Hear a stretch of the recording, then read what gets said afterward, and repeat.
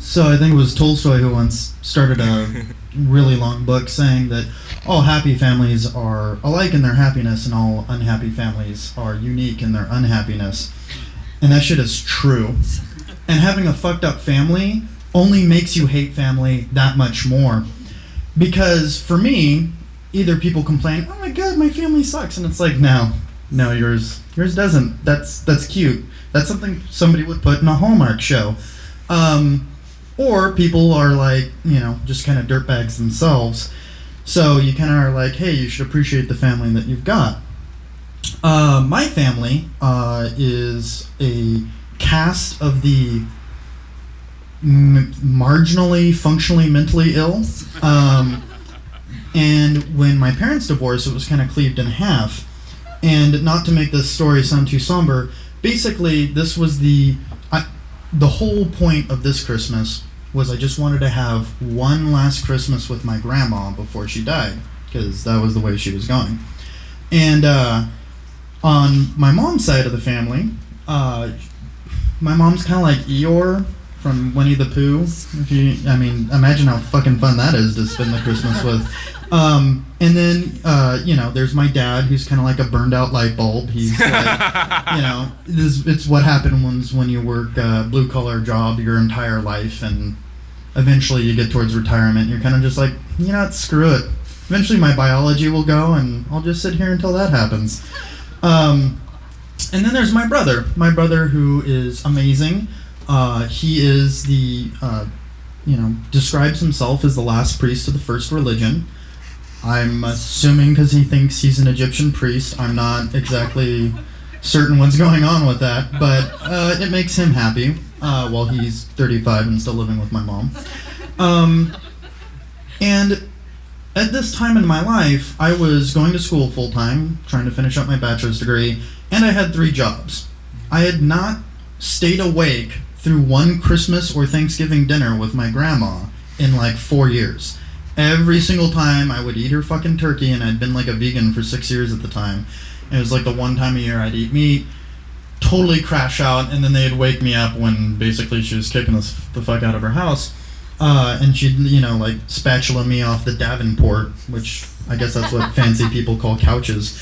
But this year I was going to stay awake no matter what.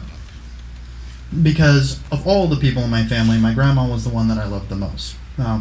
Probably the only one I loved at all. She was like the character Midori in the book Norwegian Wood. The only thing that matters in life is whether or not you can clean up shit, and that was my grandma. Never complained, always hardworking, always got whatever it was done that needed to get done. And, she kind of just seemed like a bulletproof kind of woman. She's the only person I ever have any pleasant memories of when I was a kid.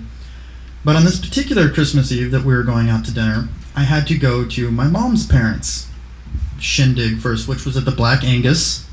There's a lot of prestige in that restaurant. Thank you. Yeah. And all I could remember is I had to stay up all night, working. Get off, I got I think an hour or 2 of sleep, and all I could think of is, nope, I'm gonna make it through hanging out with my mom's fucking parents, and then maybe I'll nap in the car or something, but I'll stay awake, and I'll enjoy my last Christmas with my real grandma. So I'm sitting there in the Black Angus, zoning in and out of kind of consciousness, listening to my grandfather tell me that, the Incas were racially inferior because they never invented the fucking wheel. And I'm like, well, you live on the top of the fucking Andes and see if a wheel fucking, is any good for you. I finally get done with that, make it to my grandma's house, and we're sitting there, we eat the turkey, and sure enough, as soon as we're done, I sit down on her couch, and I totally pass out. And as I'm coming back a little bit here and there, at one point I wake up, and my brother and my dad are sitting around measuring their heads. With Taylor's measuring tape, it was very surreal to me. And a couple of months later, when she was dying, I remember sitting in her room, and I finally told her, I was crying, it was quite a spectacle. And I said to her, Grandma, I love you so much. And she said, yeah, I like you too. And I was like, thanks. I appreciate that. And then, a few days later when I was in the hospice with her, and she was dying, and another surreal moment, I'm reading this list of what happens to you as you die, and I get to the very last one, and it's like, oh, your urine turns black as your kidneys start to shut down, as the nurse is like taking out the chamber pot from underneath the bed, and it's completely black. And all I can remember thinking to myself is, all I'm going to take away from this last chance I had of like having a nice Christmas memory, because I'll probably never have another one again, is people sitting around measuring their fucking heads, and I like you too.